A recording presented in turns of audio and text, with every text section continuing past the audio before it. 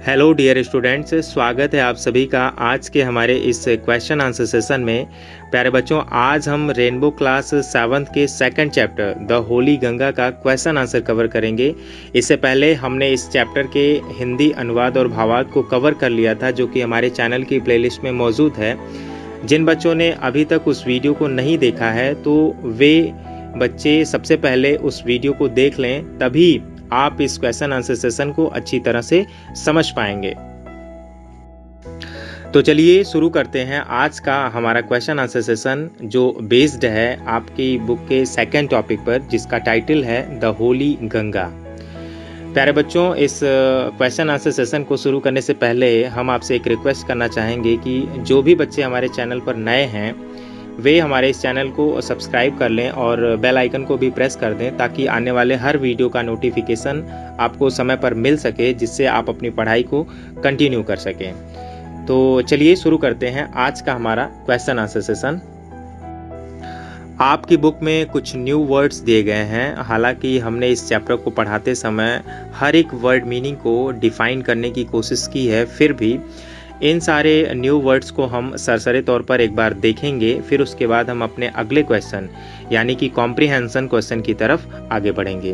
तो चलिए हम देख लेते हैं हमारे जो न्यू वर्ड्स हैं। हमारा पहला वर्ड है लाइफ लाइन। लाइफ लाइन का मतलब होता है जीवन रेखा। नेक्स्ट वर्ड है सैक्रेड। सैक्रेड का मतलब होता है पवित्र। होली का मतलब भी होता है पवित्र। हमारा जो नेक्स्ट वर्ड है वो है वर्शिप्ड। वर्शिप्ड का मतलब होता है पूजनीय या फिर पूजा की। नेक्स्ट वर्ड है केव। केव का मतलब होता है गुफा। मेल्ट का मतलब होता है पिघलना।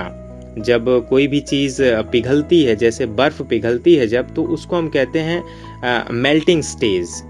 हमारा नेक्स्ट वर्ड है इंटरनेशनल। इंटरनेशनल का मतलब होता है अंतर्राष्ट्रीय। नेशनल का मतलब होता है राष्ट्रीय और इंटरनेशनल का मतलब होता है अंतर्राष्ट्रीय। नेक्स्ट वर्ड हमारा है फेम। फेम का मतलब होता है प्रसिद्धि। हमारा लास्ट वर्ड है जर्नी। जर्नी का मतलब होता है यात्रा। तो दोस्तों, ये थे हमारे कुछ न्यू वर्ड्स जो आपकी बुक में दिए गए थे। चलिए हम अपने अगले क्वेश्चन कॉम्प्रिहेंशन क्वेश्चन की तरफ आगे चलते हैं। कॉम्प्रिहेंशन क्वेश्चन के अंतर्गत हमारा पहला क्वेश्चन है आंसर द फॉलोइंग क्वेश्चन। निम्नलिखित प्रश्नों के उत्तर दीजिए। और इसके अंतर्गत पहला जो क्वेश्चन पूछा जा रहा है, question number A, which is the national river of India. भारत की राष्ट्रीय नदी कौन सी है? तो इसका आंसर हो जाएगा the Ganga is the national river of India. Ganga भारत की राष्ट्रीय नदी है। हमारा नेक्स्ट क्वेश्चन है question number B, where does the Ganga begins its journey from. Ganga अपनी यात्रा कहाँ से प्रारंभ करती है? तो इसका आंसर हो जाएगा Ganga begins her journey from Gomukh. Ganga अपनी यात्रा गोमुख से आरंभ करती है। अ केव, जो कि एक गुफा है, विच इज मेड अप, जो बनी है, ऑफ आइस, बर्फ से, इन हिमालयाज, हिमालय पर्वत में। अर्थात गोमुख जो है वो एक बर्फ की गुफा है जो कि हिमालय में है। हमारा नेक्स्ट क्वेश्चन है question number C, where do the Yamuna and the Saraswati join it. Yamuna और सरस्वती नदियाँ इससे कहाँ पर मिलती हैं? इससे का मतलब यहाँ गंगा नदी से है, तो यमुना और सरस्वती नदियाँ गंगा नदी से कहाँ पर मिलती हैं? तो इसका आंसर हो जाएगा the Yamuna and the Saraswati join her at Allahabad. Yamuna और सरस्वती नदियाँ गंगा नदी से इलाहाबाद में मिलती हैं। हमारा नेक्स्ट क्वेश्चन है question number D, where does the Ganga and its long journey. Ganga अपनी इस लंबी यात्रा को कहाँ पर समाप्त करती है? तो इसका आंसर हो जाएगा the Ganga ends her long journey at the Bay of Bengal. Ganga अपनी इस लंबी यात्रा को बंगाल की खाड़ी में समाप्त करती है। अर्थात गंगा जो है अंत में बंगाल की खाड़ी में जाकर के गिरती है या बंगाल की खाड़ी में जाकर के मिल जाती है। हमारा लास्ट क्वेश्चन है question number E, why is Ganga's purity our responsibility. गंगा की पवित्रता हमारी जिम्मेदारी क्यों है? अर्थात हमें गंगा नदी को स्वच्छ क्यों रखना चाहिए? तो इसका आंसर हो जाएगा the Ganga is the most important river of India. Ganga भारत की सबसे महत्वपूर्ण नदी है। Being the life line of India, भारत की जीवन रेखा होने के साथ साथ it provides plenty of water for our use. यह हमारे उपयोग के लिए पर्याप्त मात्रा में जल उपलब्ध करवाती है। प्लेन्स अलॉन्ग इट्स बैंक्स, और जो मैदानी भाग इसके किनारे से जुड़े हुए हैं, आर फर्टाइल, वे उपजाऊ हैं, because of the river itself, इसी नदी के होने के नाते। It fulfils our water demands, और यह हमारे जल की आपूर्ति को पूरा करती है। And is the most worshipped river of India, और यह भारत की एक पूजनीय नदी है। Therefore Ganga's purity is the responsibility of all, और इसलिए गंगा की पवित्रता हम सब की जिम्मेदारी है। तो प्यारे बच्चों, इस तरह से कॉम्प्रिहेंशन क्वेश्चन का पहला क्वेश्चन हमारा कंप्लीट होता है। चलिए हम अपने दूसरे क्वेश्चन की तरफ चलते हैं। हमारा दूसरा क्वेश्चन है चूज द राइट ऑप्शन, सही विकल्प का चुनाव करिए, जिसमें हमारा 4 क्वेश्चन दिया गया है। Question number A, question number B, question number C और क्वेश्चन नंबर डी। तो इन चारों क्वेश्चंस में एक एक वाक्य दिए गए हैं। इन वाक्यों को दिए गए विकल्प के माध्यम से पूरा करना है और सही विकल्प का चुनाव करना है। तो चलिए हम देखते हैं हमारा पहला question, question number A, Gomukh is the place where, Gomukh एक ऐसा स्थान है जहां से the Ganga begins its journey, Ganga अपनी यात्रा प्रारंभ करती है, अर्थात यही विकल्प सही है। और इसी विकल्प को हम अपने इस क्वेश्चन में ऐड कर देंगे और हमारा सेंटेंस बन जाएगा, Gomukh is the place where the Ganga begins its journey, Gomukh ऐसा स्थान है जहां से गंगा अपनी यात्रा प्रारंभ करती है। बाकी के जो 2 विकल्प दिए गए हैं, the river ends, the mountains meet, ये दोनों विकल्प गलत हैं, इसलिए हम पहले विकल्प का चुनाव करेंगे और अपने क्वेश्चन नंबर ए के साथ ऐड कर देंगे। हमारा दूसरा क्वेश्चन है question number B, the Ganga ends at, Ganga कहां पर समाप्त होती है। तो इसके लिए 3 विकल्प दिए गए हैं, Prayag, Haridwar, the Bay of Bengal. तो इसका आंसर क्या हो जाएगा, द बे ऑफ बंगाल, अर्थात the Ganga ends at the Bay of Bengal, Ganga अपनी यात्रा को बंगाल की खाड़ी में समाप्त करती है। हमारा क्वेश्चन नंबर सी है, Triveni Sangam is the meeting place of the, Triveni जो संगम है वो मिलने का एक स्थान है जहां पर क्या होता है, 3 माउंटेन्स, 3 पर्वत मिलते हैं, 3 सिटीज, 3 शहर मिलते हैं, 3 रिवर्स, 3 नदियां मिलती हैं। तो आपको बताना है कि इन तीनों विकल्प में से सही विकल्प कौन सा है। तो आपका सही विकल्प है तीसरा वाला, 3 रिवर्स, अर्थात Triveni Sangam is the meeting place of the 3 rivers, Triveni जो है 3 नदियों के मिलने का स्थान है। हमारा लास्ट क्वेश्चन है question number D, the place where the Ganga joins the sea is, वह स्थान जहां गंगा समुद्र से मिल जाती है, सागर से मिल जाती है, उस स्थान को हम क्या कहते हैं। इसके लिए भी 3 विकल्प दिए गए हैं। पहला विकल्प है द यमुना सागर, दूसरा विकल्प है द गंगा सागर और तीसरा विकल्प है द सरस्वती सागर। तो प्यारे बच्चों, इस चैप्टर को पढ़ाते समय हमने बताया था कि जहां गंगा समुद्र से मिल जाती है उस स्थान को हम कहते हैं गंगा सागर, इसलिए आपका दूसरा वाला विकल्प सही है और हम इस क्वेश्चन के साथ इस दूसरे वाले विकल्प को ऐड करेंगे। तो प्यारे बच्चों, इस तरह से हमारा कॉम्प्रिहेंशन क्वेश्चन का दूसरा क्वेश्चन भी कंप्लीट होता है। चलिए हम चलते हैं वर्ड पावर की तरफ। वर्ड पावर के अंतर्गत हमारा पहला क्वेश्चन है फिल इन द ब्लैंक्स, खाली स्थानों को भरना है विद द वर्ड्स, उन शब्दों के माध्यम से गिवन इन द बॉक्स, जो कि आपको एक बॉक्स में दिए गए हैं। और हमारे पास 5 वर्ड्स दिए गए हैं, life line, journey, Holi, believe और कल्चर्स।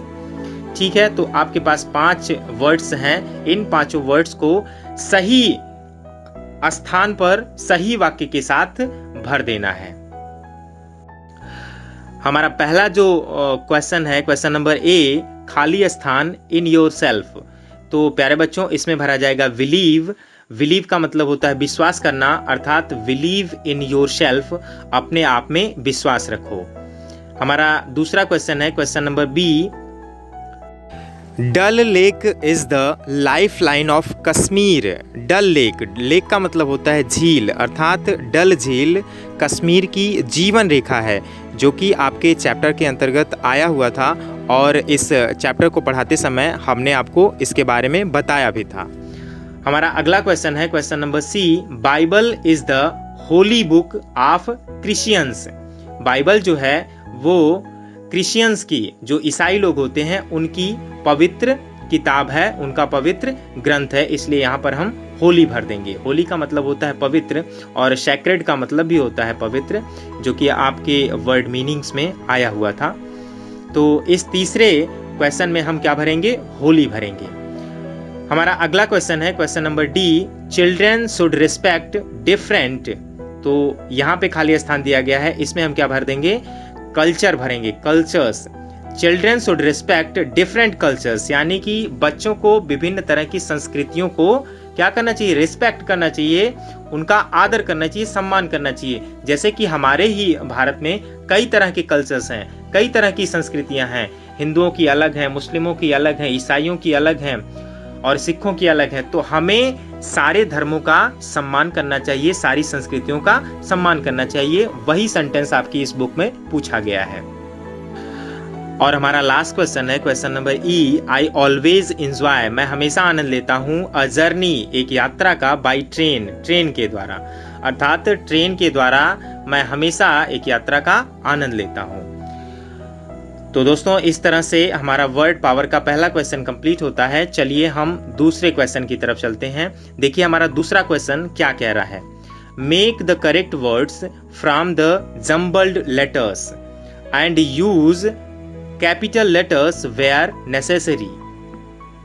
जंबल का मतलब होता है अव्यवस्थित करना, यानी कि आपके इस क्वेश्चन के अंतर्गत जो 5 शब्द दिए गए हैं, इन शब्दों के स्पेलिंग्स को अव्यवस्थित कर दिया गया है, बिगाड़ दिया गया है, अर्थात इनके स्थान को परिवर्तित कर दिया गया है। अब इन्हीं को ठीक प्रकार से आपको व्यवस्थित करना है और एक सही शब्द बनाना है। और ये भी ध्यान रहे कि जब आप इस शब्द को बनाएंगे तो इसका पहला जो अक्षर होगा, यदि वो जरूरी है तो उस पहले अक्षर को हम कैपिटल से लिखेंगे। तो चलिए देखते हैं कि इन शब्दों से कौन कौन से सही शब्द बनाए जा सकते हैं। तो हमारा पहला वर्ड है GANA। ये एक बिगड़ा हुआ रूप है, इसी को हमें व्यवस्थित करके एक नया शब्द बनाना है जो कि अपने पूर्ण अर्थ में होगा। तो इससे जो शब्द बनेगा वो होगा Ganga, GANGA, Ganga. Next word जो हमारा है वो है UHOKMG। अब इससे देखिए हमें कौन सा वर्ड बनाना है। इससे हमारा जो वर्ड बनेगा वो होगा गोमुख, GOMUKH। नेक्स्ट वर्ड है आपका RRDIAHWA। तो इससे जो शब्द बनेगा वो होगा Haridwar, HARIDWAR, Haridwar. Next word है ETIRVIN। तो इससे जो हमारा शब्द बनेगा वो बनेगा त्रिवेणी, TRIVENI, त्रिवेणी।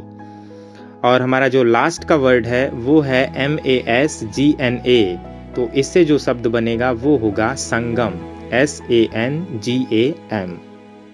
तो इस तरह से वर्ड पावर हमारा यहीं समाप्त होता है। चलिए हम लैंग्वेज प्रैक्टिस की तरफ चलते हैं।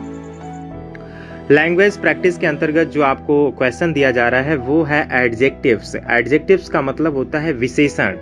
तो सबसे पहले तो हमें विशेषण जानना होगा, एडजेक्टिव्स जानना होगा कि ये क्या होते हैं, तभी आप इस क्वेश्चन को सॉल्व कर पाएंगे।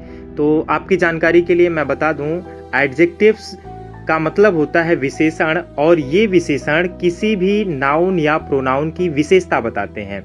जैसे अगर हम एक उदाहरण लें कि Ram is a good boy, Ram एक अच्छा लड़का है, तो इसमें राम नाउन हो गया, गुड बॉय जो है वो क्या है? एक विशेषण है जो कि राम की विशेषता को प्रकट करता है।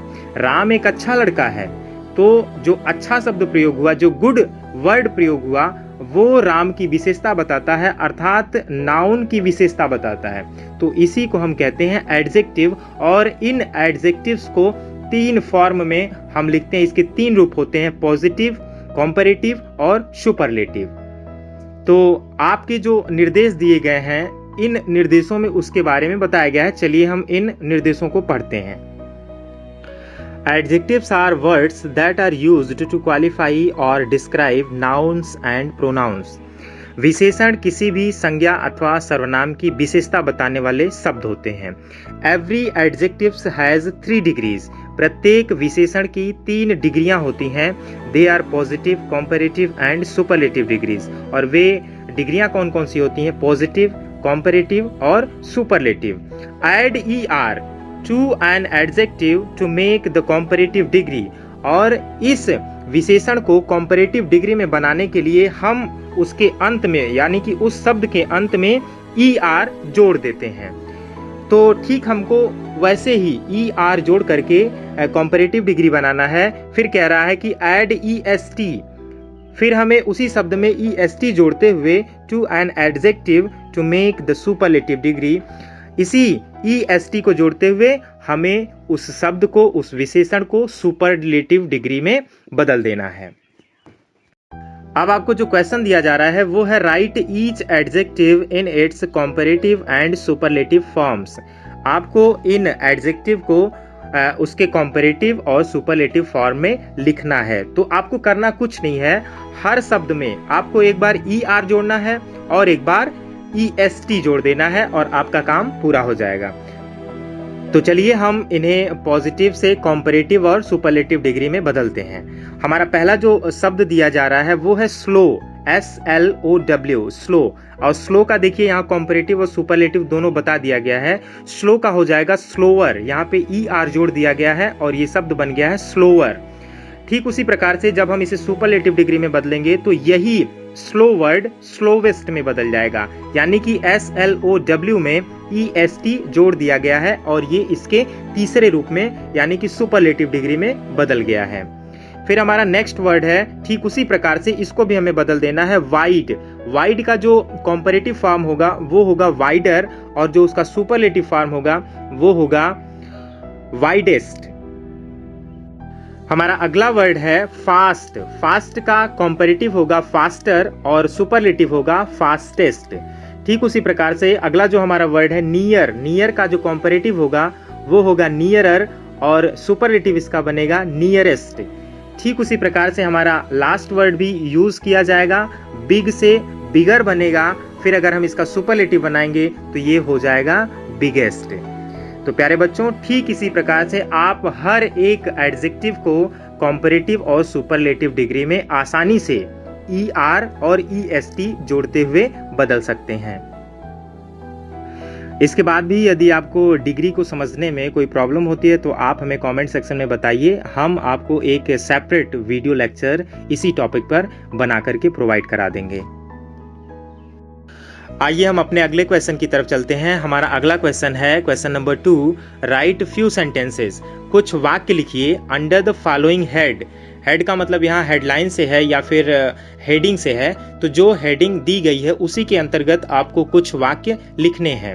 उसके पहले भी आपको कुछ कह रहा है, फर्स्ट डिस्कस इट। पहले इस पर आप डिस्कस कर लीजिए विद योर टीचर, अपने शिक्षक के साथ। तो सबसे पहले आप अपने शिक्षक के साथ इस हेडिंग पर चर्चा करेंगे, फिर आप कुछ वाक्यों को लिखेंगे।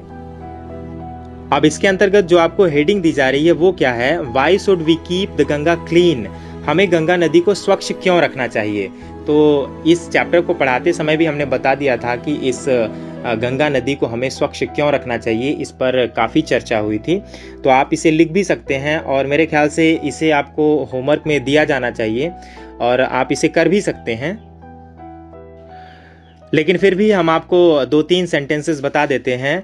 तो सबसे पहला सेंटेंस हमारा होगा कि गंगा जो है वो हमारी राष्ट्रीय नदी है। तो हम पहला सेंटेंस बनाएंगे, it is our national river, या फिर Ganga is our national river. ठीक उसी तरह से एक और सेंटेंस हम बना लेते हैं, it is one of the world heritage. जो गंगा नदी है वो संसार की एक धरोहर है। तो ये भी हमने जब इस चैप्टर को पढ़ाया था तो इसमें आया हुआ था। तो हम दूसरा सेंटेंस क्या लिखेंगे कि Ganga is one of the world heritage, या फिर it is one of the world heritage. चलिए तीसरा सेंटेंस बनाते हैं। तीसरा सेंटेंस हमारा होगा, the Ganga is the life line of India.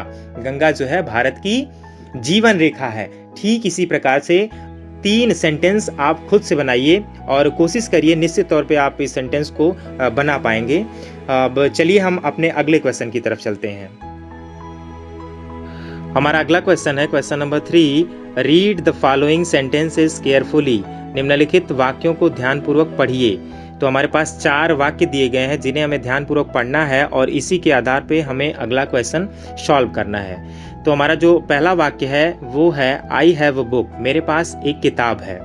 दूसरा वाक्य है द टेबल हैज़ 4 लेग्स, मेज के पास 4 पैर हैं।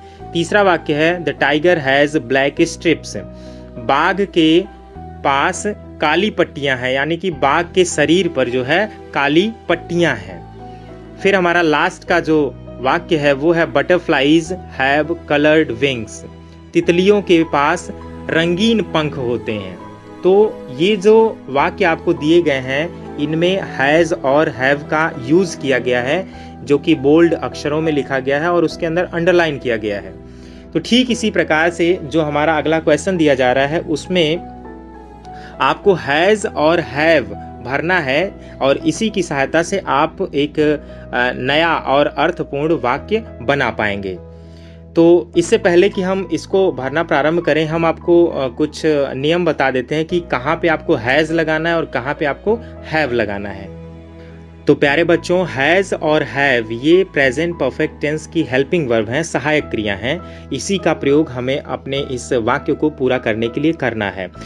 तो हम आपको बता दें कि हैज़ का प्रयोग कहाँ होता है और हैव का प्रयोग कहाँ होता है।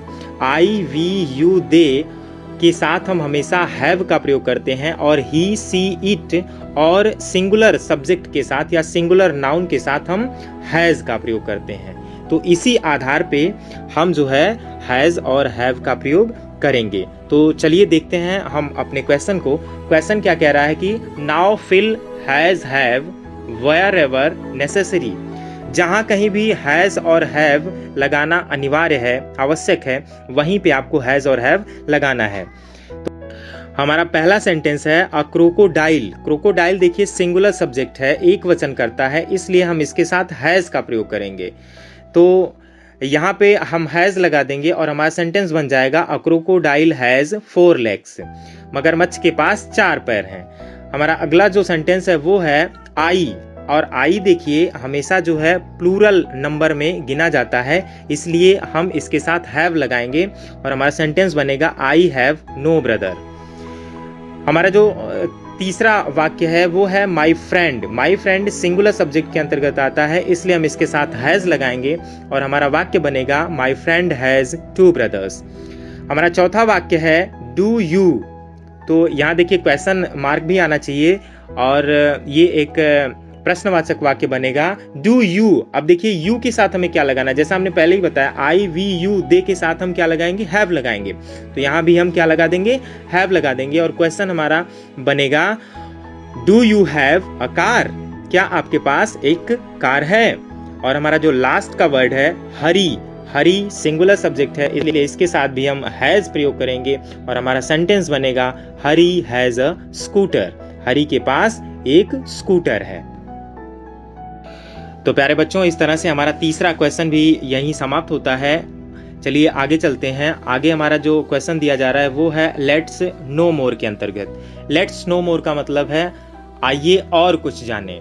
तो आपको जानना क्या है, कुंभ मेला इन हिंदू रिलीजन, हिंदू धर्म में जो कुंभ मेला है उसके बारे में बताया जा रहा है। इज अ रिलीजियस फेस्टिवल, यह एक धार्मिक त्योहार है। दैट इज सेलिब्रेटेड, जो कि मनाया जाता है 4 टाइम्स, 4 बार, एट 4 डिफरेंट प्लेसेस, 4 बार मनाया जाता है और 4 अलग अलग स्थानों पर मनाया जाता है। Over the course of 12 years, यानी कि 12 वर्ष के बाद कुंभ मेला जहां भी लगता है वहां 12 वर्ष के बाद लगता है और यह 4 बार 4 अलग अलग स्थानों पर मनाया जाता है। The place where it is held are, वे स्थान जहां पर इस मेले का आयोजन किया जाता है उसके बारे में आपको नीचे दिया जा रहा है। तो हमारा जो पहला सेंटेंस है वो हमें बता रहा है कि इलाहाबाद एट त्रिवेणी संगम, यानी कि इलाहाबाद का जो मेला लगता है वो त्रिवेणी संगम पर लगता है। नेक्स्ट हमारा जो सेंटेंस है वो बता रहा है Haridwar on the bank of the river Ganga, Haridwar का जो कुंभ मेला लगता है वो गंगा नदी पर लगता है या गंगा नदी के किनारे लगता है। हमारा तीसरा जो सेंटेंस है वो हमें बताता है कि Nashik on the bank of the river Godavari, Nashik का जो कुंभ मेला लगता है वो गोदावरी नदी के किनारे लगता है। और हमारा जो लास्ट का सेंटेंस है वो कह रहा है Ujjain on the bank of the river Kshipra. तो उज्जैन का जो कुंभ मेला लगता है वो क्षिप्रा नदी के किनारे लगता है। तो प्यारे बच्चों, इस तरह से हमारा ये क्वेश्चन आंसर सेशन यहीं समाप्त होता है। हम मिलेंगे आपसे अगले वीडियो में, तब तक के लिए हमें दीजिए इजाज़त। Good bye.